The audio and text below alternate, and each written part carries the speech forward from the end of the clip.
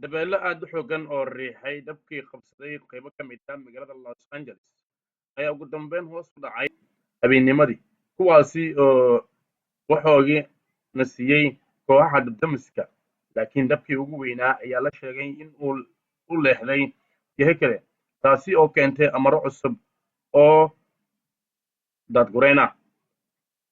6 dab oo isku mar ah ayaa baabi'iyey xaafado ka tirsan degmada Los Angeles tan iyo Talaadadii, waxaana ku dhintay ugu yaraan 24 qof, iyadoo uu dabka burburiyey ama waxyeeleeyey 15,000 oo guri. Waxyeellada ayaa la filayaa in ay kordho marka ay xaaladdu degto oo dab-demisyadu sameeyaan qiimayn guri ka guri ah.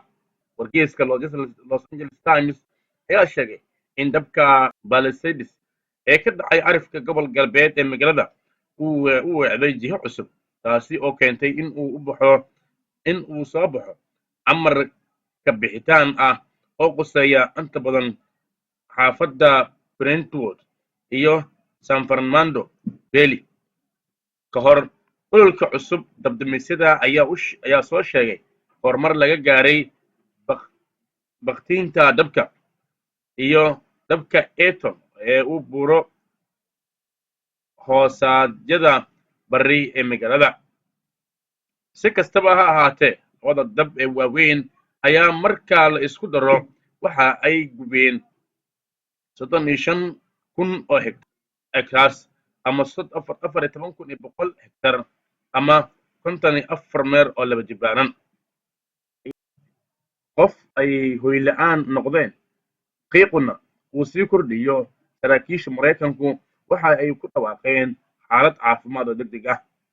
Ilaa 153,000 oo qof ayaa quusaya amarka daadgureynta, iyadoo 166,800 kalena ay helayaan digniino daadgureyn ah, waxaana bandow lagu soo rogay dhammaan aagaga daadgureynta, ayuu yidhi.